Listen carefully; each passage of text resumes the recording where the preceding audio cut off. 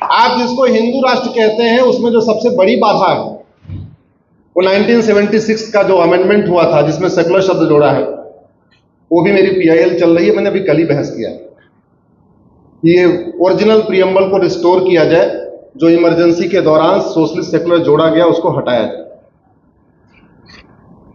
आज हम स्वतंत्रता दिवस मना रहे हैं। सवाल यह है कि हम कितने स्वतंत्र हुए। आप लोग जहाज में लगभग सब लोग चलते होंगे। जहाज के पीछे देखिएगा लिखा रहता है वीटी, ध्यान दीजिएगा, उस पर लिखा रहता है वीटी, और वीटी का मतलब होता है विक्टोरिया टेरिटरी। मेरी पीआईएल इस पे भी चल रहा है कि जहाज के ऊपर से वीटी हटाया जाए। हम आजादी की वर्षगांठ तो मनाते हैं, बड़े खुश होकर मनाते हैं, लेकिन मुझे कहीं ना कहीं वो दिन कचोटता है। मैं उसको याद करता हूं कि जिस दिन हम आजादी की वर्षगांठ 1947 में हम मना रहे थे ना, एक हिंदू भारत का प्रधानमंत्री बना और एक कन्वर्टेड हिंदू पाकिस्तान का प्रधानमंत्री बना। उस दिन हजारों माताओं को उनके बच्चों के साथ उनका बलात्कार हुआ। जिस दिन हम आजादी की 15 अगस्त की खुशियां मना रहे थे, उस दिन हजारों बहनों को उनके भाइयों के साथ उनका रेप हुआ। आप कल्पना करिए उस पिता के बारे में, उसको पकड़ के बांध दिया गया है और बच्ची चिल्ला रही है और बलात्कार हो रहा है। कल्पना करिए उस पति के बारे में, पति गिड़गिड़ा रहा है और पत्नी का बलात्कार हो रहा है। आप कल्पना करिए उस भाई के बारे में जिसकी बहन का बलात्कार हो रहा है, और कल्पना करिए उस बच्चे के बारे में जिसकी मां का बलात्कार हो रहा है। और यह कब हुआ? 1947 में। और यह खत्म नहीं हुआ। सेम यही चीज 1990 में हुई कश्मीर में। पति के सामने पत्नी का बलात्कार, भाई के सामने बहन का बलात्कार, बच्चे के सामने मां का बलात्कार, पिता के सामने बेटी का बलात्कार। यह 1990 में हुआ। और 2024 में वही घटना ईस्ट बंगाल में हो रही है। जिसको आप बांग्लादेश कहते हैं, मैं उसको ईस्ट बंगाल कहता हूं। भारत में ईस्ट बंगाल था, वेस्ट बंगाल था, ईस्ट पाकिस्तान था, वेस्ट पाकिस्तान था, ईस्ट पंजाब था, वेस्ट पंजाब था। ईस्ट पंजाब बंगाल हमसे अलग हो गया, वेस्ट बंगाल हमारे पास आया, और वेस्ट पंजाब हमसे निकल गया और ईस्ट पंजाब हमारे पास आया। जैसे ईस्ट बंगाल में हिंदू, जैन, बौद्ध, सिख रहते हैं, मारवाड़ी रहते हैं, माहेश्वरी समाज के लोग रहते हैं, अग्रवाल रहते हैं, ब्राह्मण रहते हैं, क्षत्रिय रहते हैं, बनिए रहते हैं, गुप्ता रहते हैं, तेली रहते हैं, शर्मा रहते हैं, नाई रहते हैं, धोबी रहते हैं। ये सब ईस्ट बंगाल में भी रहते थे। जैसे वेस्ट ईस्ट पंजाब में,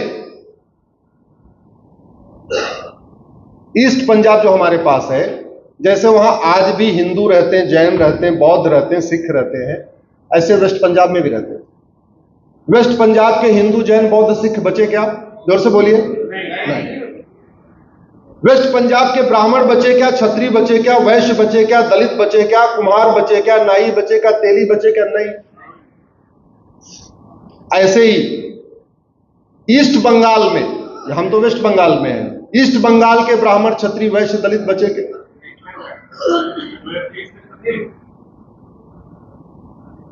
मेरा टाइटल उपाध्याय है। उपाध्याय कोई कास्ट नहीं है, उपाध्याय एक टाइटल है। जैन समाज में जो ऊपर से सेकंड नंबर के धर्मगुरु होते हैं, जो यहां पे जैन होंगे उनको पता होगा, उनको उपाध्याय कहते हैं। आचार्य और उपाध्याय में इतना अंतर है, आचार्य केवल शास्त्रों की शिक्षा देते थे, उपाध्याय शस्त्र और शास्त्र दोनों की शिक्षा देते थे। यह अंतर है आचार्य और उपाध्याय। मैं प्रयाग का रहने वाला हूं। प्रयाग और अयोध्या ये उपाध्याय का बेल्ट है।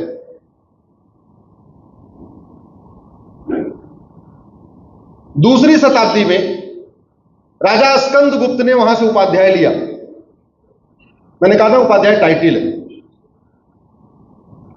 उन्होंने कुछ उपाध्याय को चटगांव में बसाया, वो हो गए चट्टोपाध्याय। कुछ उपाध्याय को बंदगांव में बसाया, वो हो गए बंदोपाध्याय।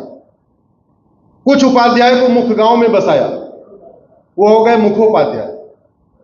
कुछ उपाध्याय को गंगा सागर के आसपास बसाया, वो हो गए गंगोपाध्याय। बाद में अंग्रेजों ने शब्द बड़ा था तो शॉर्ट कर दिया, गंगोपाध्याय जी को गांगुली कर दिया, चट्टोपाध्याय जी को चटर्जी कर दिया, मुखोपाध्याय जी को मुखर्जी कर दिया, बंदोपाध्याय जी को बनर्जी कर दिया। उस चटगांव में जहां सारे के सारे उस गांव में 100% चट्टोपाध्याय यानी चटर्जी रहते थे, अब कोई चट्टोपाध्याय नहीं बचा, कोई चटर्जी नहीं बचा। हमारे पूर्वज थे, उत्तर प्रदेश से गए थे। हम लोग का गोत्र एक ही है। मेरा गोत्र भारद्वाज, चटगांव के चट्टोपाध्याय का भी गोत्र भारद्वाज। खत्म हो गया। सवाल यह है कि क्या वो सोच खत्म हो गई?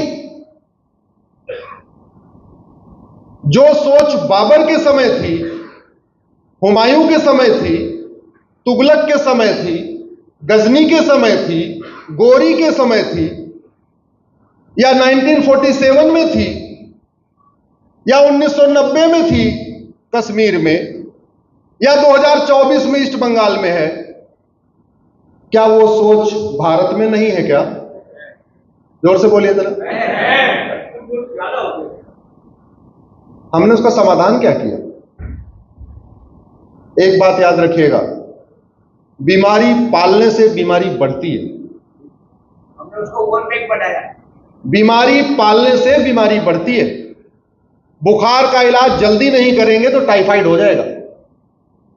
गांठ बन गई है, जल्दी से इलाज नहीं करेंगे तो कैंसर हो जाएगा। बहुत लंबे समय तक रखना नहीं चाहिए। और हमने रखा। किस नाम पे रखा? सेकुलरिज्म के नाम पे रखा। किस नाम पे रखा? एक सबसे बड़े झूठ वाक्य के नाम पे रखा, सर्वधर्म संभाव, जो होता ही नहीं है। पता नहीं किसने उसको इजाद कर दिया, कहीं लिखा ही नहीं है सर्वधर्म संभाव, कहीं लिखा ही नहीं है। और सर्वधर्म संभाव हो भी नहीं सकता, क्योंकि दुनिया में धर्म एक है। भगवत गीता उठाइए, अध्याय 16। भगवान कृष्ण कहते हैं मनुष्य दो प्रकार का होता है। Chapter 16 verse number 4। मनुष्य दो प्रकार का होता है, एक देवता, एक राक्षस। दो ही होता है। क्वालिटी वाइज उन्होंने बताया कि मनुष्य 3 प्रकार का होता है, सतोगुणी, रजोगुणी, तमोगुणी। मैं पिछले 20 वर्षों से रिसर्च कर रहा हूं कि मुझे कोई माहेश्वरी, कोई अग्रवाल, कोई जैन बलात्कारी मिल जाए। आज तक नहीं मिला।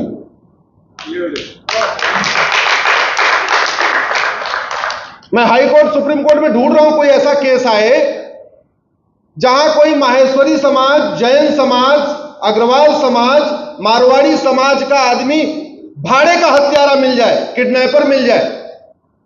आज तक नहीं मिला।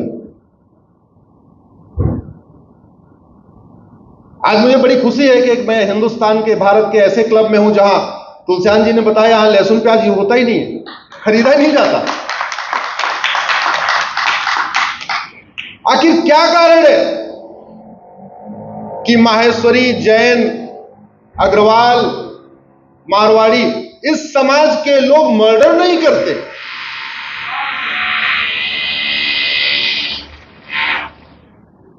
बलात्कार नहीं करते, हत्या नहीं करते, बुचरिंग नहीं करते, मैनस्लॉटर नहीं करते, जेनोसाइड नहीं करते? क्यों?